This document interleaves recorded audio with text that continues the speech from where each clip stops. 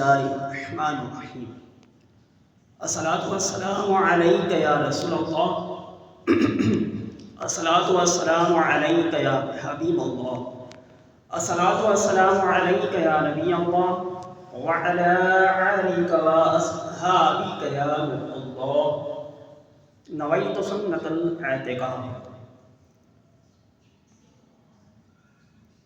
پارہ 22 سورہ احزاب آیت نمبر 56 میں اللہ پاک فرماتا ہے ان اللہ وملائکتہ یصلون علی النبی یا ایھا الذین آمنوا صلوا علیہ وسلموا تسلیما۔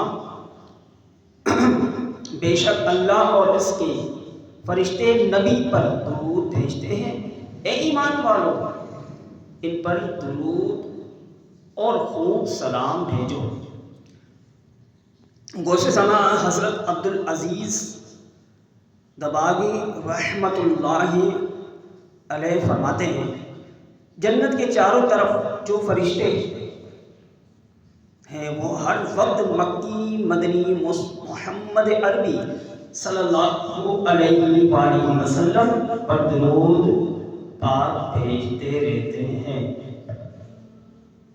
ان کے درود کی برکت سے جنت وسیع ہوتی رہتی ہے، اور نہ فرشتے درود شریف سے غافل ہوتے ہیں نہ جنت مزید پھیلنے سے رکتی ہے۔ ذات والا بے بار بار درود، بار بار اور بے شمار درود، بے عدد اور بے عدد تسلیم، بے شمار اور بے شمار درود۔ قال اللہ تبارک و تعالی فی القرآن الکریم، اللہ پاک قرآن کریم میں فرماتا ہے فَأَوْحَى إِلَىٰ عَبْدِهِ مَا أَوْحَىٰ۔ صدق اللہ العظیم و صدق رسولہ النبی الکریم الامین۔ پھر اس نے اپنے بندے کو وحی فرمائی جو اس نے وحی فرمائی۔ پیارے اسلامی بھائیوں، معراج ہمارے آقا و مولا مکی مدنی مصطفیٰ صلی اللہ علیہ وآلہ وسلم کا عظیم الشان، نرالا اور حیران کر دینے والا معجزہ ہے۔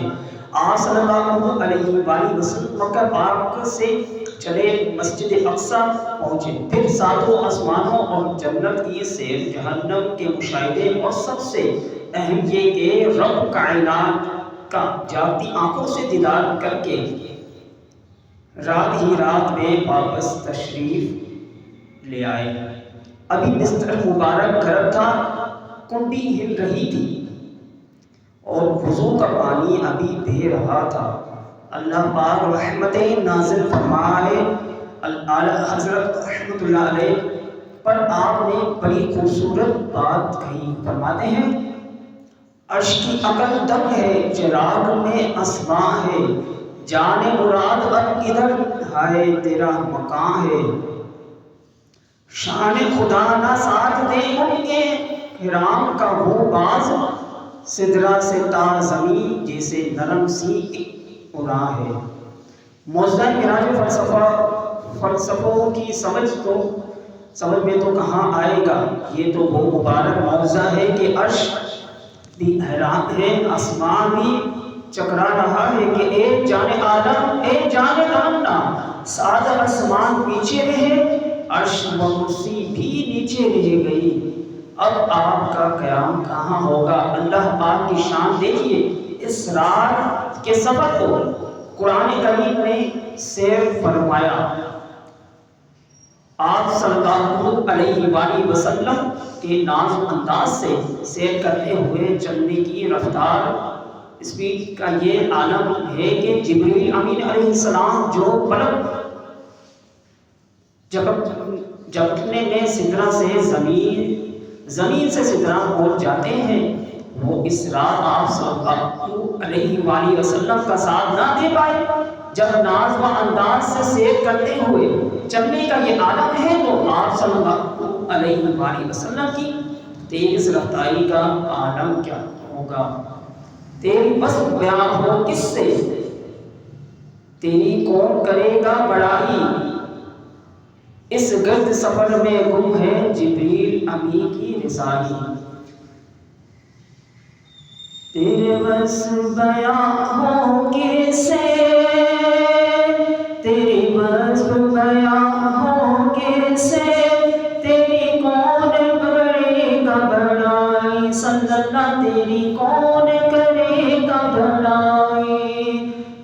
گرد سفر میں گم ہے، اس گرد سفر میں گم ہے، جبریل علی کی رسائی۔ پیارے اسلامی بھائیوں، سفر معراج کے بہت سارے پہلو ہیں جن پر گفتگو ہونی چاہیے۔ ان سب پہلو میں ہمارے لیے سیکھنے کی بہت ساری باتیں ہیں۔ البتہ آج سفر معراج کے جس اہم ترین مرحلے پر ہم نے بات کرنی ہے وہ ہے لامکان کی راز، یعنی جب رسول ذیشان مکی مدنی سلطان صلی اللہ علیہ وآلہ وسلم خاص قرب الہی میں حاضر ہوئے، اس وقت محبوب و محب کے درمیان کیا راز و نیاز کی باتیں ہوئی، اس ملاقات کا کچھ دل نشین بیان آج ہم نے سننا ہے۔ ہم نے شروع میں پارہ نمبر 27 سورہ نجم کی آیت نمبر 10 سننے کی سعادت حاصل کی۔ اللہ پاک نے فرمایا فَأَوْحَىٰ إِلَىٰ عَبْدِهِ مَا أَوْحَىٰ، پھر اس نے اپنے بندے کو وحی فرمائی جو اس نے وحی فرمائی۔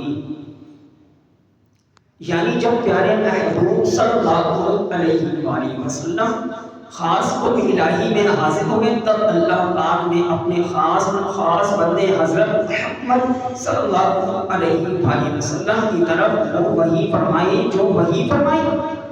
وہ وحی کیا تھی یہ بیان کرنے سے پہلے یہاں کچھ ایمان افروز باتیں میں عرض کرنا چاہتا ہوں۔ سب سے پہلے تو اس وقت اس لمحے اور اس ماحول کا ذرا تصور بنائیے۔